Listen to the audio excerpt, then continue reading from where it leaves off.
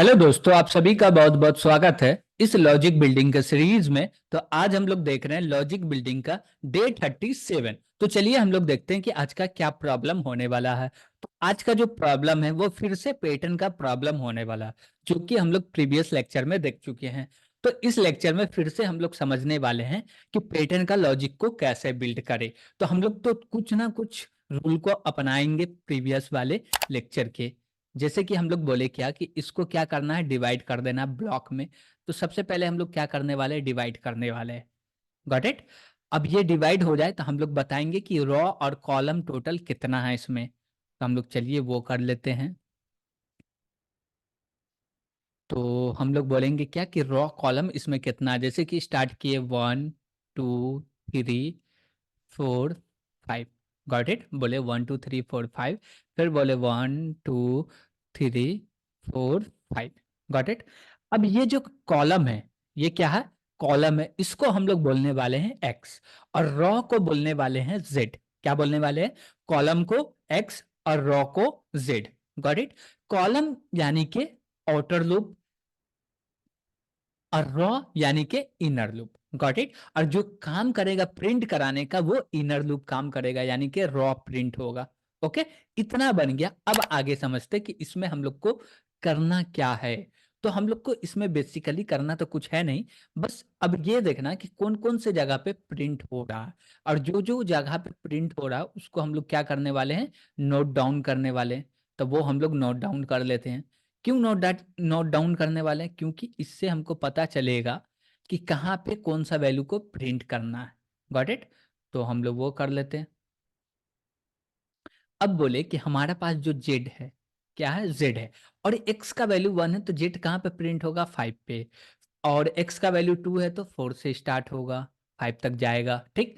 और देखिए हमेशा एक कमते जा रहा, पहले 5 से हुआ, फिर 4 से, 3 से, 2 से, 1 से। तो हम लोग इसको ऐसे ही लिख लेते हैं। यहाँ पे हो गया कहाँ से, अब यहाँ पे आ जाएगा आई थिंक 3 से, 3 4 5, 2 3 4 5, 1 2 3 4 5 हो गया। Got it. ये इसका बन के रेडी हो गया। अब इसका क्या करना, हमको इसको कंडीशन में कन्वर्ट करना। तो चलिए हम लोग इसको कंडीशन में कन्वर्ट करते हैं। और वही वैल्यू हम लोग लिए हैं जिस कॉलम जिस रॉ में हमको प्रिंट करना है, यानी कि कॉलम का वैल्यू 2 हो तो 2 वाले कॉलम में रॉ कहाँ कहाँ पे प्रिंट होने वाला, वही हम लोग डेटा को लिए। Got it. इसका कंडीशन बनेगा तो क्या बनेगा, हम लोग बोलेंगे क्या कि 5 से स्टार्ट करो और कहाँ तक जाए, लेस देन इक्वल टू 5 तक जाओ। ठीक है। अब 4 से स्टार्ट करो, लेस देन इक्वल टू भी 5 तक जाओ। फिर 3 से स्टार्ट करो, लेस देन इक्वल टू कहाँ तक जाना है, 3 से स्टार्ट करने के बाद 5 तक ही जाना था। हम लोग बोले 3 से स्टार्ट हुआ, लेस देन इक्वल टू 5। फिर बोले 2 से स्टार्ट हुआ, लेस देन इक्वल टू 5।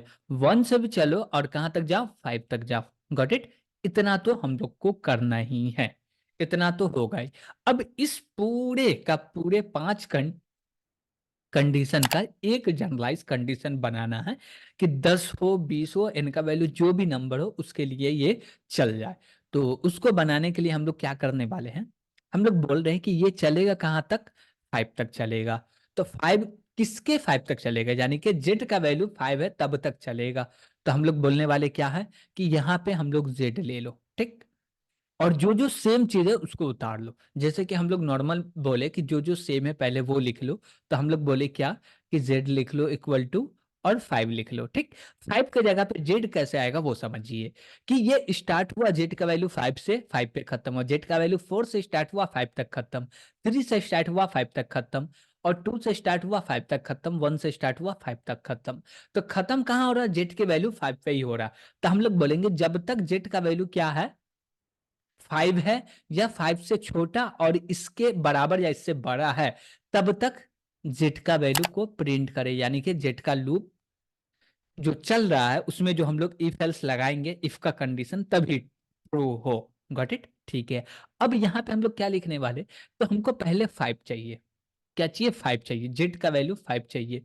अब कैसे होगा जेड का वैल्यू 5, तो जेड का वैल्यू 5 देने के लिए हम लोग बोलेंगे क्या कि ये मेरे पास n है, n का वैल्यू 5 है तो ये भी 5 हो जाएगा। ठीक है।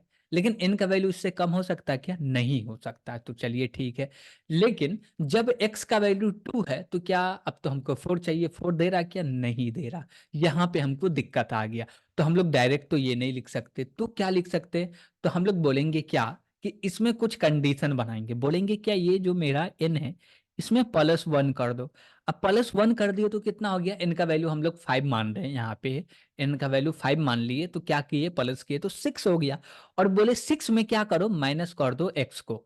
x का वैल्यू यहाँ पे 1 होगा, 2 होगा, 3 होगा, 4 होगा, 5 होगा। Got it?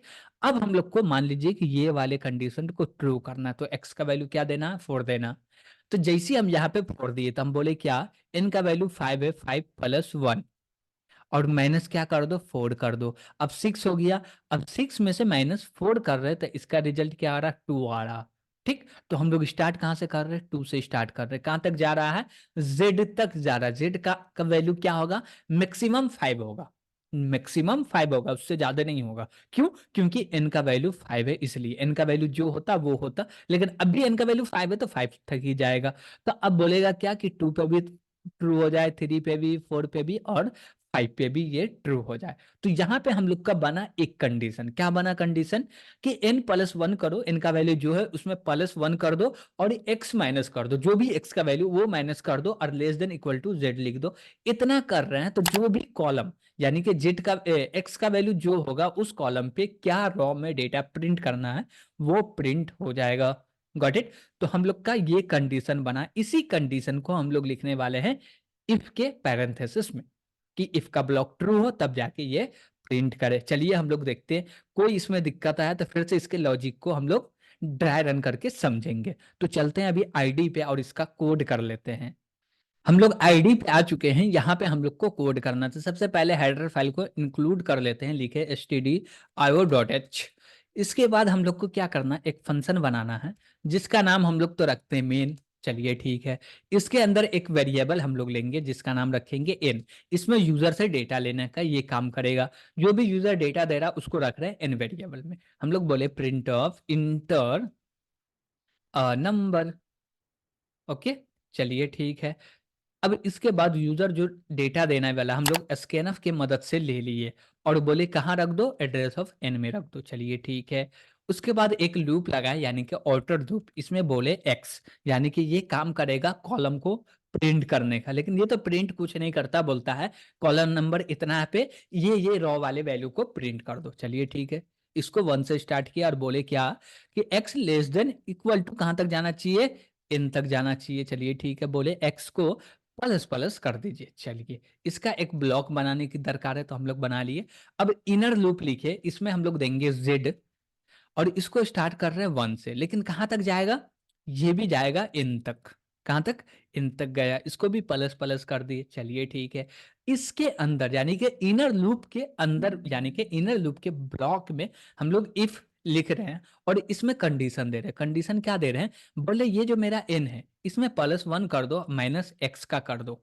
ओके, यानी कि +1 किए तो n का वैल्यू जो भी है 1 से इंक्रीज हो गया, -x कर दो और उसके बाद बोले less than equal to z तक चलो। जब तक ये कंडीशन ट्रू है तब तक इसका प्रिंट ऑफ चले और प्रिंट कर दे क्या? स्टार। और हम थोड़ा सा एक स्पेस एक्स्ट्रा ले लेते हैं कि थोड़ा देखने में अच्छा लगे, और एक स्पेस एक्स्ट्रा लिए हैं तो हम लोग को एल्स में भी मेंटेन करना पड़ेगा। ओके, तो यहाँ पे हम लोग मेंटेन करने के लिए 2 स्पेस लेंगे, एक स्टार के जगह पे प्रिंट कर दे, दूसरा जो स्पेस है उसके जगह पे। चलिए ठीक है, उसके बाद हम लोग बोल रहे हैं क्या कि ये लूप एंड हो गया तो अब हम लोग को करना है प्रिंट ऑफ, और इसके अंदर जो काम करना है वो करना है बैकस्लैश एन का, यानी कि एक बार इनर लूप चल गया, जब फिर से दूसरा आउटर लूप पे जा रहा है कंडीशन और x प्लस प्लस हो रहा है तो उससे पहले लाइन को चेंज कर दीजिए। लाइन चेंज क्यों कीजिए? कि जब दोबारा इनर लूप चले तो जो वैल्यू प्रिंट करे वो दूसरे कॉलम में प्रिंट करे। ओके, तो इतना हो गया। इसके बाद हम लोग क्या करने वाले हैं? इसके बाद इसमें हम लोग रिटर्न 0 करने वाले, तो हम लोग रिटर्न 0 कर दिए। अब ये पूरा कंप्लीट हो गया, इसमें अब कुछ भी करने की दरकार नहीं है। अब हम लोग चलते हैं बिल्ड एंड रन पे करते हैं और देखते हैं क्या कोई एरर आ रहा है क्या, कुछ गलत प्रिंट हो रहा है क्या। अब जैसे एंटर किए 10, तो ये प्रिंट करके मेरा दे दिया 10 साइज का। अब यूजर इन का वैल्यू जो देगा उसी साइज का प्रिंट करके दे देगा। और मान लीजिए कि यहाँ पे हम लोग स्पेस नहीं लेते, क्या यहाँ पे स्पेस नहीं लेते, तो यहाँ पे भी नहीं लेना था, नहीं लिए, तो अब क्या होगा, थोड़ा सटा सटा सटा प्रिंट होगा, थोड़ा देखने में अच्छा नहीं लगता हमको, इसलिए हम थोड़ा सा स्पेस ले लिए थे। अब एंटर किए 10, तो देखिए एकदम सटा सटा प्रिंट हुआ, अच्छा नहीं लग रहा, इसलिए थोड़ा स्पेस ले लिए। और ध्यान रखिएगा कि जो इफ ब्लॉक में स्पेस दिए है वही एल्स ब्लॉक में भी स्पेस देना है। Got it? तो आज के लिए इतना ही। Thank you.